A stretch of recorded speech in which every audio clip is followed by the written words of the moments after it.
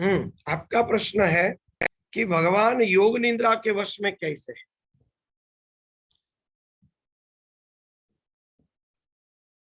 माया का अर्थ क्या है वो पहले लेते हैं, बड़ा सूक्ष्म विज्ञान समझना पड़ेगा इसमें।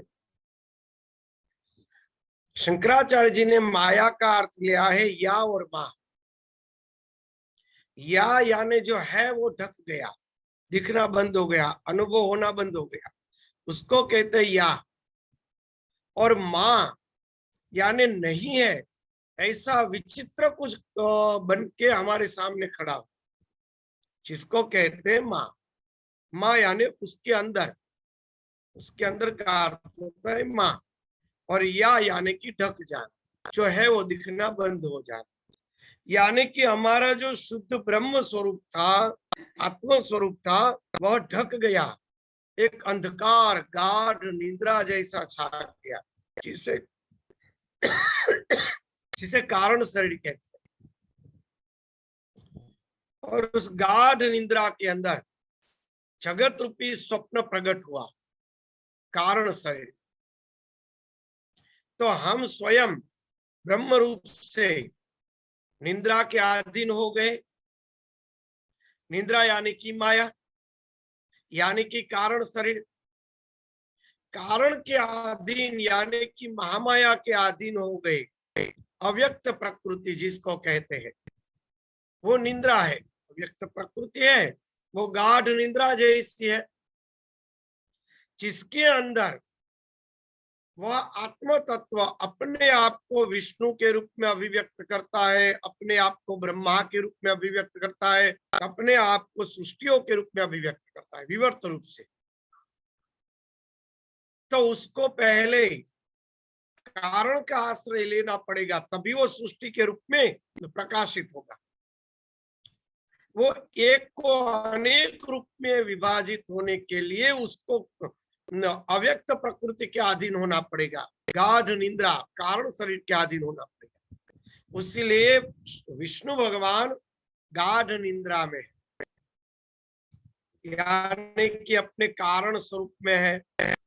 और कारण स्वरूप में वह अपने आनंद में स्थित है, समाधिस्थ है, योग निद्रा में। हमारे अंदर अज्ञानता होने के कारण हमें कोई भी प्रकार की स्मृति नहीं रहती है, स्मृति रहित हो जाते हैं। मगर विष्णु भगवान योग निद्रा के अंदर अपने आत्म स्वरूप का अनुभव करते हैं। वह प्रज्ञा के रूप में, वो योग निद्रा उसके लिए प्रज्ञा है, हमारे लिए गाढ़ अज्ञान रूप निद्रा है। तो विष्णु भगवान योग निद्रा रूपी प्रज्ञा के अधीन होकर मैं ब्रह्म हूं ऐसी चेतना में वह स्थिर हो जाते हैं। मैं स्वयं व्यापक हूं ऐसी चेतना में योग निद्रा में वह पड़े रहते कि सब कुछ मैं ही हूं, मेरे बिना कुछ बना ही नहीं है। जैसे ज्ञानी महापुरुष समाधिस्थ होके अपने आप को सर्वत्र विद्यमान अनुभव करते, उसी प्रकार से विष्णु भगवान तो योग निद्रा के द्वारा अपने आप को व्यापक में रूप में अनुभव करते हैं। बस शेष यहाँ के ऊपर सोए सोए क्या करते हैं, सब कुछ मैं ही हूं। इसीलिए वो नारायण है, इसीलिए वो विष्णु है। तो वो जो विष्णु भगवान है व्यापक स्वरूप से व्याप्त थे, उसको कहते हैं योग निद्रा विष्णु भगवान की। यानी कि शास्त्रों के शब्द से योग निद्रा शब्द से संबोधित किया गया उस अवस्था। तब ब्रह्मा जी ने देखा कि अब उसको यहां से जगाए, यानी कि वहां से उसको सृष्टि भाव में लाए। जब तक वो सृष्टि भाव में नहीं आएंगे तब तक असुरों को मारेंगे नहीं, क्योंकि उनके लिए कुछ अलग है ही नहीं। असुर भी अपना विवर्ती रूप है। इसीलिए समझ में आ गया। कुछ और प्रश्न है तो इसमें और पूछ सकते हैं। क्योंकि स्वामी जी हम लोग बचपन से जैसे सीरियल में देखते हैं या चित्रों में देखते हैं, तो भगवान सोए हुए हैं, सारे देवता हाथ जोड़ के खड़े होकर पहले उनकी स्तुति करते हैं, फिर वो उठते हैं और फिर उनको अपनी समस्या बताते हैं, ऐसा होता है। तो क्या भगवान जैसे जैसे अभी आपने कहा कि वो मतलब संतुष्ट होकर के उनको सृष्टि का भान नहीं है, इसका मतलब समाधि अवस्था में? हाँ, समाधि अवस्था में भगवान है। देवता हाँ। स्तुति कर ले, यानी कि हम ही विष्णु है, हम खुद आत्म भाव में समाधि में हो जाए, तो फिर से सृष्टि का भाव करने के लिए हमारी इंद्रिया ही हमें वापस लाएगी ना। हाँ इंद्रिया ही देव है, क्योंकि ये घटना तो माँ के अंदर हम प्रत्यक्ष रूप से बनती हुई देखते थे कि इंद्रिया रूपी जो देवता है वही देवता हमें फिर से शरीर के भाव में स्थापित करते हैं। मैं देख रहा हूं, मैं सुन रहा हूं, मैं बोल रहा हूं, मैं स्पर्श कर रहा हूं, ये देवता ही है सब। ये देवता लोग ही फिर से हमें शरीर में स्थापित करते हैं और सृष्टि का अनुभव करवाते हैं। ये देवता ही तो स्तुति करके हमें वापस लाते हैं ना, दूसरा कौन लाते हैं हमें? वो हम ही है, दूसरा और कोई नहीं। हाँ, लेकिन ये जो वश में वाला शब्द है कि योग निद्रा के वश में है, वश में कैसे हुए? हम क्या वश में हो जाते हैं?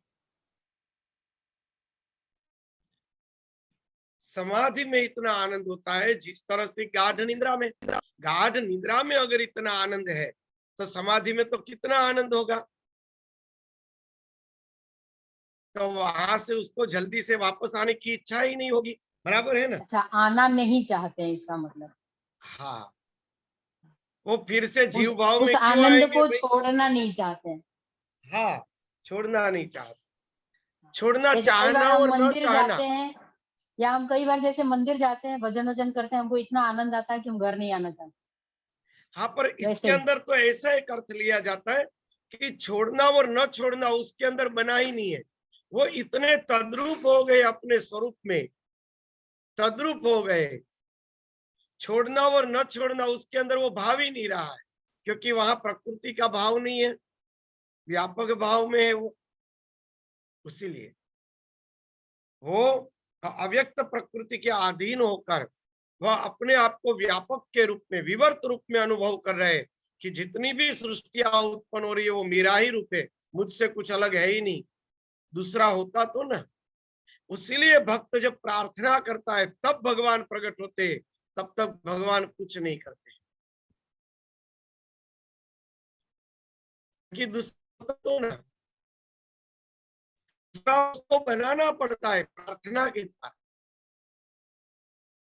उसको अभिव्यक्त करना पड़ता है प्रार्थना के द्वारा। हाँ, तभी बिना बुलाए तो वो है ही, लेकिन जब हम बोलते हैं तभी वो दौड़ के आते हैं। हाँ, भक्त जब पुकारता है। विशेष रूप से उसको अगर प्रकट करना है तो आपकी प्रार्थना, तीव्र प्रार्थना के द्वारा विशेष रूप से आप उसको प्रकट कर सकते हैं। बाकी तो वो है ही, जैसे पानी तो स्थिर है ही, तरंग को उत्पन्न करने के लिए विशेष हवा चाहिए। जब विशेष हवा चलेगी तो पानी तरंग के रूप में उछलेगा, बराबर है। अग्नि तो लकड़ी के अंदर है ही, विशेष उसको एक अग्नि चाहिए, चिंगारी चाहिए, जिससे उसके अंदर से अग्नि फिर से प्रज्वलित हो, प्रकट हो जाए, सुषुप्त रूप से वो प्रकट हो जाए। तो उसी तरह भगवान अव्यक्त रूप से सर्वत्र व्याप्त है ही, उसको व्यक्त करने के लिए प्रार्थना रूपी चिंगारी चाहिए। उसलिए कहा ना, जितनी तीव्र प्रार्थना होगी अंतकरण की, उतने वो जल्दी भगवान प्रकट होंगे। प्रार्थना में तीव्रता नहीं है, उसीलिए परमात्मा प्रकट नहीं हो रहे।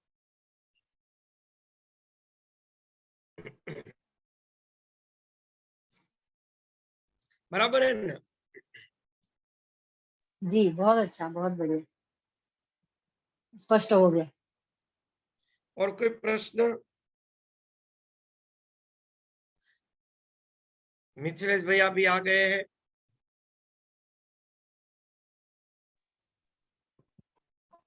स्वामी जी को हरे कृष्णा। सादर प्रणाम। हाँ। हरे कृष्ण। प्रणाम प्रणाम भैया, हरिओम। हरिओम। हम लोग के यहाँ छठ व्रत का आज दूसरा अर्घ था, तो प्रसाद खाने अपने मित्र के यहाँ आए हुए हैं। वाह, अति सुंदर।